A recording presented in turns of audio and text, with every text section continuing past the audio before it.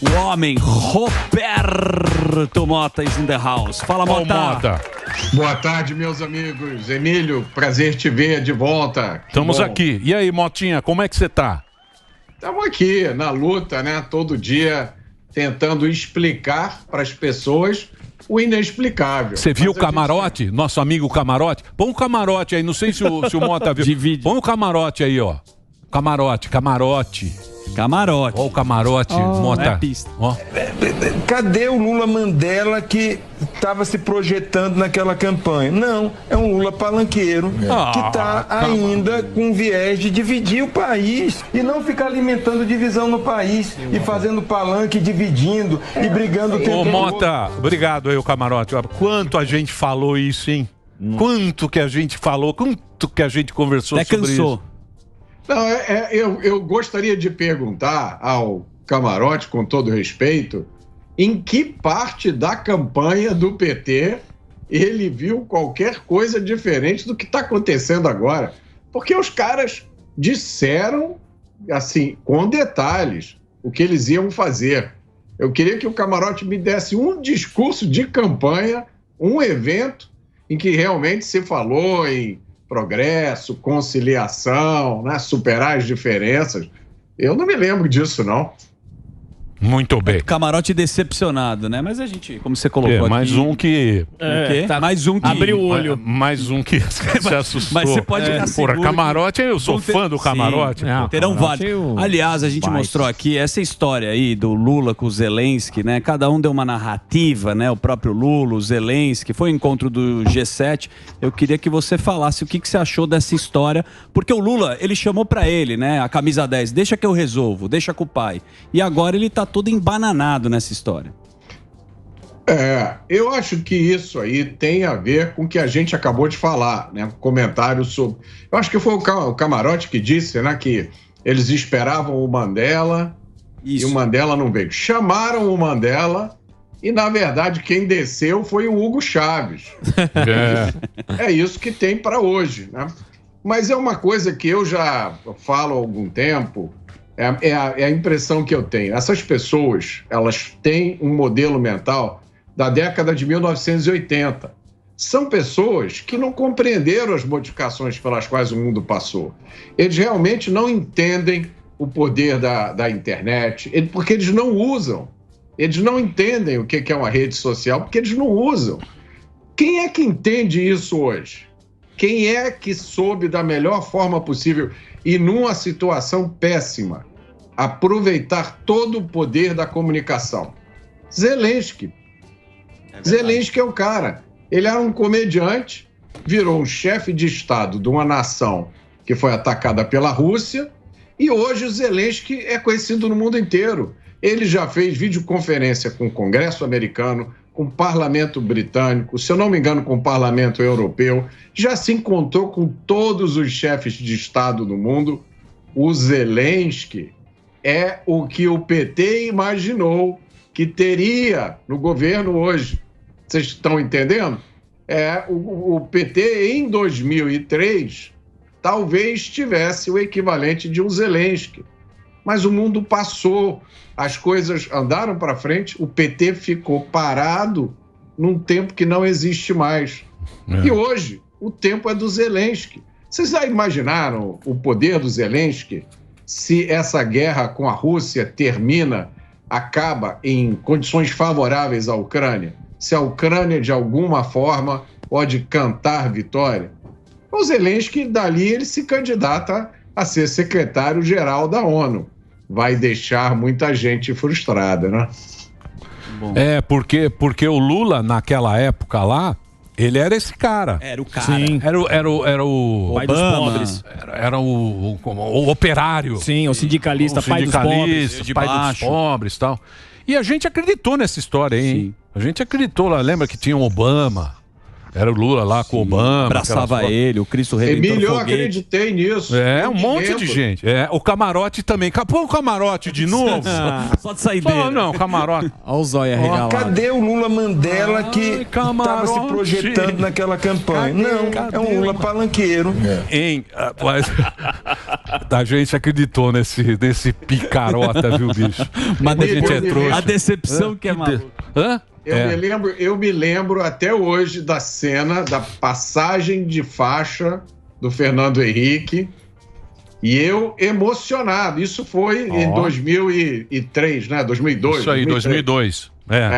Eu não sabia nada de política, não tinha, meu entendimento era nenhum. E eu me emocionei. Eu falei, caramba, se a gente mora num país onde um operário pode chegar à presidência da República, então é um país onde tudo é possível, né? Tem oportunidade para todo mundo. Mal sabia a gente o que vinha por aí, né? Exatamente. E hoje você vê, né? Você vê com quem que hoje o Brasil, com quem que a gente está aliado. Se você pensar bem, pro mundo, vendo aí o G7. Sim. Se bem que as pessoas não dão muita bola pro Brasil, mais a gente que valoriza, acha.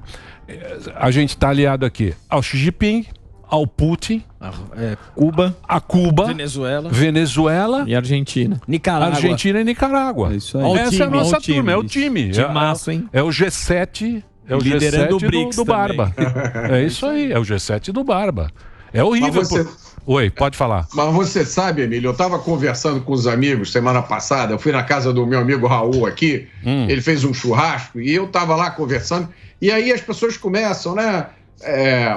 Naturalmente a conversa evolui para os problemas, para as questões complicadas, e a pergunta é qual é a saída, como é que nós vamos sair dessas coisas. E aí eu sempre lembro as pessoas, lembra em 2003, ou até mais, né, quem é um pouquinho mais velho, lembra em 1998, a gente não sabia 1/100º do que a gente sabe hoje, porque não existia internet, não tinha rede social. Então, ignorância às vezes é uma bênção, né? Você não sabe o que está acontecendo, você acha que está tudo bem, toca a sua vida.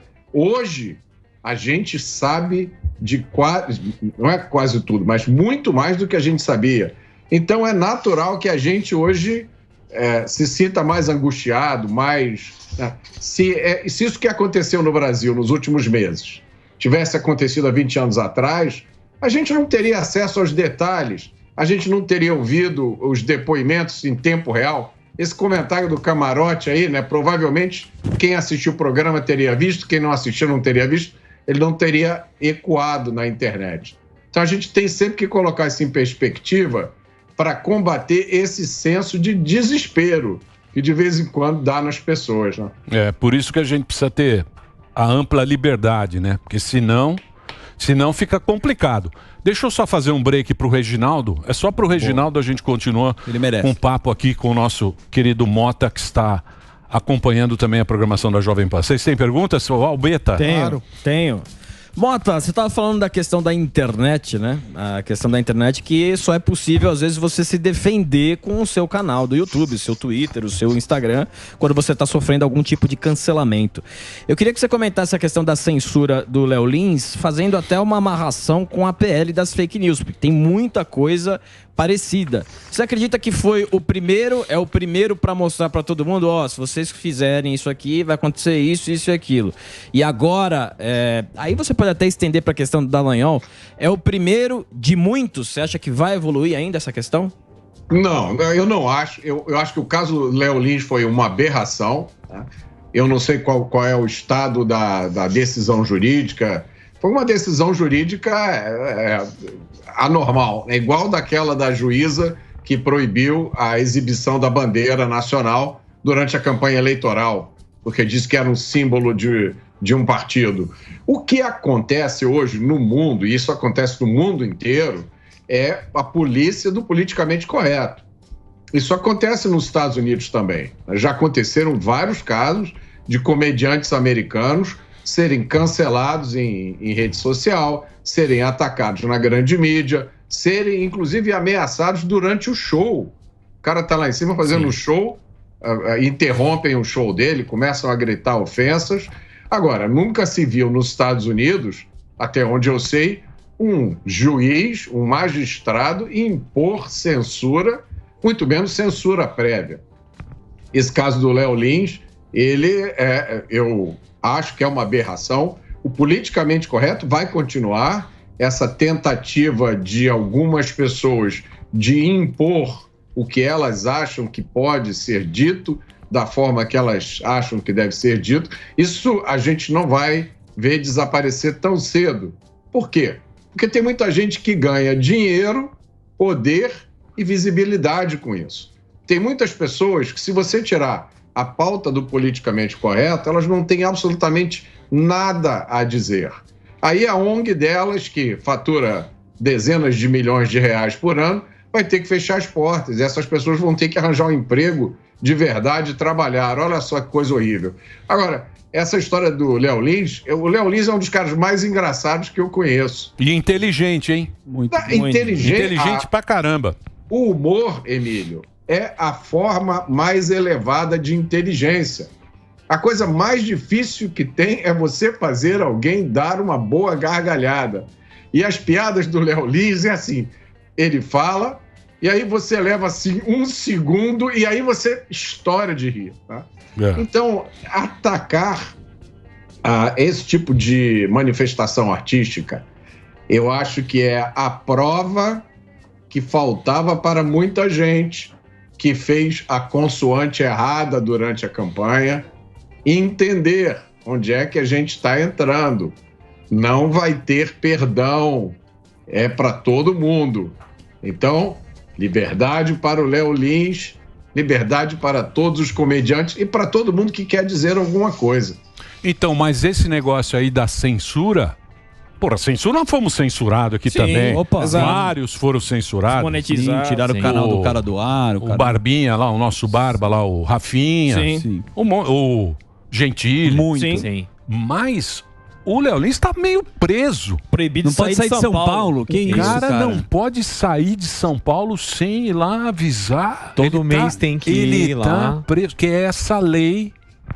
É essa lei nova. Sim. Exato. É a lei nova. Essa lei. Fora, sem contar a lista. Não é censura. De temas o cara tá que ele não pode abordar. O cara tá em cana. Tá louco, hein? Tá resolvido o problema da segurança pública. É só a gente ir na delegacia e dizer que os chefes de facções fizeram piadas de mau gosto. Isso aí. Vão ser todos sofrer a mesma pena do Léo Lins. Muito bem. Mota, eu vi aqui que está na sua pauta a decisão da Suprema Corte Americana que isentou as redes sociais das acusações. Eu queria que você explicasse o que aconteceu e se você acha que a gente vai aqui no Brasil ter o mesmo rumo. A decisão foi sensacional. Foram 2 processos. O mais interessante deles foi um processo que estava sendo movido contra o Twitter. E a acusação, vejam só, era de que o Twitter estava apoiando, incentivando o terrorismo. Isso por quê? Porque o grupo terrorista ISIS tinha ou tem ainda uma conta no Twitter. Tem muita gente que não presta que tem conta no Twitter, né? E aí alguém, eu acho que, se eu não me engano, foram parentes de vítimas de terrorismo, mas não vem bem ao caso. Alguém moveu uma ação contra o Twitter, dizendo que o Twitter era, então, responsável por incentivar o terrorismo. E a Suprema Corte decidiu que não, que o Twitter não está incentivando o terrorismo. E a decisão foi dada, tem uma opinião do juiz da Suprema Corte Americana, Clarence Thomas, que é um juiz conservador, e tem um trecho dela que é fenomenal, que ele diz o seguinte: olha, é possível que o Twitter seja usado por pessoas ruins para finalidades ruins. É possível isso. Mas a mesma coisa se aplica, por exemplo, a um telefone. Agora você vai dizer que, porque um terrorista ligou para o outro para combinar um atentado, a companhia telefônica está incentivando o terrorismo? Então, mostrou de uma forma bastante clara onde é que está a posição da Suprema Corte Americana quanto a esta decisão influenciar as questões aqui no Brasil. eu acho que ainda é cedo para se dizer, porque vigora hoje no Brasil uma mentalidade, né, uma forma de ver essa questão, por enquanto, completamente oposta. Inacreditavelmente, nós voltamos a um momento no Brasil em que há pessoas que acreditam que a melhor solução para as redes sociais é serem supervisionadas pelo governo do PT, usando uma lei feita por um deputado do Partido Comunista do Brasil. Né? Pensem nessa frase que eu acabei de dizer. Existem pessoas no Brasil que acham que isso é uma boa ideia. Ô Mota, mas aí também qualquer governante, eu acho que gostaria de ter essa lei em benefício próprio, né? Qualquer cara que está no governo, qualquer cara que quer tá utilizar mandando, o controle, quer ter o controle esse total. Esse é que é o negócio, né?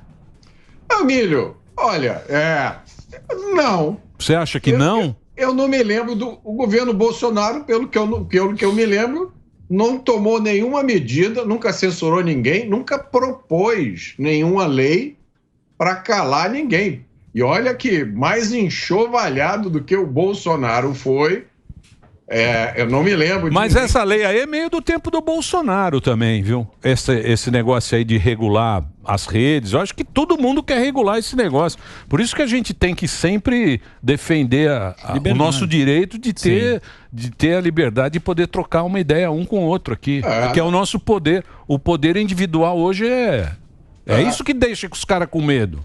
Não, isso no mundo... Você tem razão. O mundo inteiro. No mundo inteiro...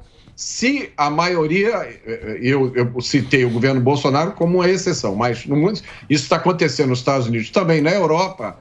O Facebook acabou de receber uma multa monstruosa da União Europeia por uma questão de privacidade, mas no final das contas, o que está acontecendo é que o Estado, os países, né, os governos, perderam o monopólio da comunicação. Eles não controlam mais o que acontece, né, como as informações são transmitidas.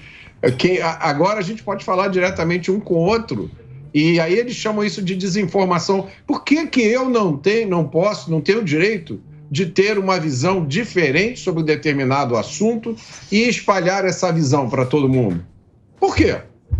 É dessa diferença de visões que vem a riqueza da nossa sociedade. O grande economista Hayek já disse: a sabedoria espalhada pela sociedade é muito maior do que qualquer sabedoria que esteja concentrada na cabeça de uma pessoa ou de um pequeno grupo. A sociedade sabe das coisas, a gente sabe de muita coisa, e as redes sociais refletem isso. Tem coisa ruim, tem coisa boa, mas essa capacidade de se comunicar nunca aconteceu antes na história da humanidade. Como eu falei logo no início, tem gente que ainda está na década de 80, tem gente que acha que é Zelensky, mas na verdade é Hugo Chávez. E porque você tem que pensar também que a grande maioria das pessoas, elas se balizam pelo que fala no Jornal Nacional. Sim. Porque a gente não tem muito conhecimento da coisa, né? Você também não, a não ser vocês que são experts, que vão lá, ler, pegam uma lei, olha a lei, como é que ela funciona, como é que os caras que são, né? Os especialistas, né? A gente não tem muito, então é o que o Bonner fala, é o que sai no UOL. É o que chega pra gente. É o que chega pra gente. E a gente sabe que a turma da redação é de uma canhotice, que eu vou dizer uma coisa pra você. Escreve só com a esquerda. Escreve só com a esquerda.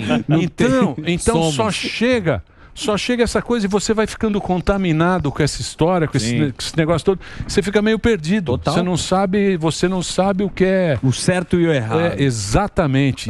Então, mas eu acho que tem mais uma coisinha, Emílio, que eu acho que com as redes sociais, é isso que você falou, uma vez que você quebra o monopólio da grande mídia e as pessoas podem falar umas com as outras, você recupera um pouco do bom senso, que é o que guia as nossas vidas, né? Eu vou dar um exemplo de um assunto que é o que vocês sabem que me interessa mais, que é a história da segurança pública, né?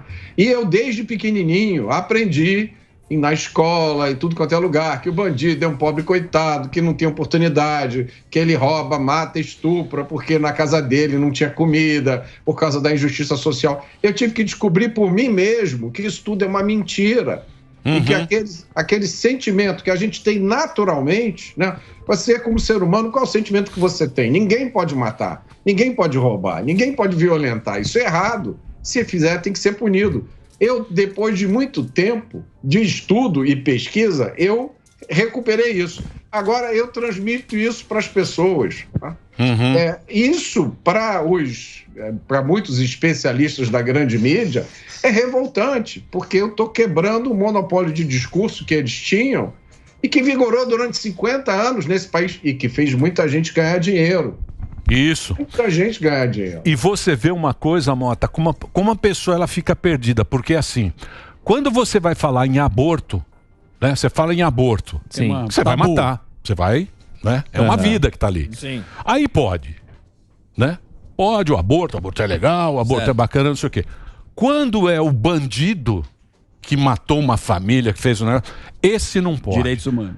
Esse tem os direitos humanos e tal. E a população, ela fica perdida. Você fica perdido com essas... O que vale? Qual que é o qual é a vida que vale? É a vida da criança? É a vida do bandido? Porque a gente está sempre recebendo informação atrás de informação. Mas aí é um problema também de quem vai... Quem consome, mas... Quem vai consumir. Mas que a gente fica, né? Completamente. Eu acho que essa oportunidade... Você acabou de dar um exemplo excelente. Porque quando você trata desses assuntos na grande mídia, no consórcio de mídia, eles já vêm empacotadinhos, pronto para o consumo. O cara já te dá a pergunta com a resposta pronta. Mas quando a gente tem a oportunidade, nós mesmos, de conversar entre nós e trocar essas experiências, né? Quando você tem a oportunidade de chegar para alguém que está com essa mentalidade de que o bandido é um pobre coitado, e aí você conta para ele a experiência, como eu conto no meu livro A Construção da Maldade, do meu amigo Luiz Fernando Oderite, que perdeu o filho dele de 21 anos assassinado no dia em que foi buscar o terno de formatura da faculdade. Até hoje ele não sabe quem matou o filho dele. O assassino provavelmente está impune até hoje. Ou outro dia o Pavinato contou no Pingos nos Is o caso daquele menino que foi assassinado no hospital por um médico para que fossem removidos os órgãos dele para ser vendidos no tráfico de órgãos. Absurdo. E o médico levou 23 anos para ser preso. Assim, como é que um médico que faz isso leva 23 anos para ser preso e o Léo Lins, para sair de São Paulo, por mais de 10 dias, tem que pedir permissão? Que mundo é esse, gente? Tá tudo errado, né, Mota? Tá tudo errado. Ô, Mota, obrigado pelo papo, hein? Sempre é muito bom conversar com você. O Mota tá participando aqui dos programas da Jovem Pan, tá na nossa rede aí, dando essa audiência. Não pode ficar muito mascarado, não, hein? Cuidado, Mota. Aqui tá uma empáfia, nossa, viu? Só pavão aqui no bastidor. Ó, o Mota aqui tá com as suas redes aí, colocando aí pra você seguir o Mota. Obrigado, viu, Mota? Roberto Mota Oficial. Obrigado, Emílio. Obrigado, pessoal. Um abração pra você. Obrigado.